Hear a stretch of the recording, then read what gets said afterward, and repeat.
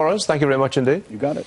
Hillary Clinton dodging Fox News' Ed Henry's question on whether she signed an exit form saying, yeah, she handed over all her emails upon leaving the State Department. Roll a very short tape. Madam Secretary, did you sign the separation statement before you left state? Did you sign that statement? It was short.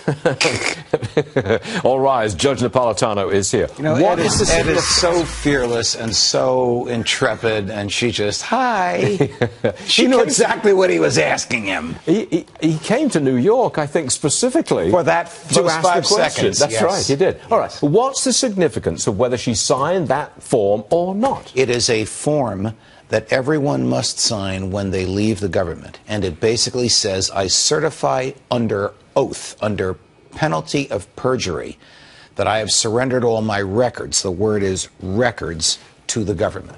The definition of records is so expansive, it obviously includes all emails. So if she signed that, knowing that in fact all of her records were in Chappaqua, New York, in her husband's server, she committed perjury. That's 5 years in jail. She also, of course, is exposed to a variety of other crimes for diverting her records away from the government into her own custody, and another set of crimes for diverting classified material away from the government's custody to a non-classified location. Okay, hold on. And it's been 14 days since she was asked, did you sign it or not? And we haven't got an answer from her or the State Department. Well, Fox News, as you may know, has filed a FOIA request with the Department of State as of last, I think, Thursday or Friday. The State Department has 20 days in which to answer. Okay. I maintain she's impaled, legally impaled, whether she signed that or not.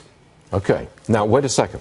Supposing it was a rubber stamp, not me with a pen signing it in ink, in black ink or whatever, but a rubber stamp, Hillary Clinton. Well, that would violate the State Department regulations, because she'd probably say, I didn't sign it, somebody else did. You see, she loses either way, whether it's a rubber stamp or whether it's actually her signature, because the premise of the law is, and she took the same oath that everybody who ever works for the government, that I once or several times took to uphold the law, the premise of the law is, these are not her emails.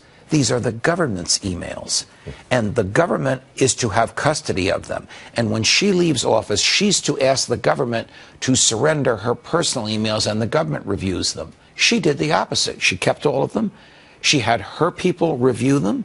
She had her people decide which 33,000 to be destroyed, that's the destruction of government property, another crime, and which ones to give back to the government. That absolutely and profoundly violates the statute. So the signing or not signing, that form is the whole crux of the legal matter. That's the whole ball of wax. It boils down to that. It is one of them, but it's the most obvious one, because if she signed that, knowing in her heart and her mind that she was lying as she signed it, the government would have a great deal of difficulty explaining away a decision not to prosecute. Isn't that a caveat?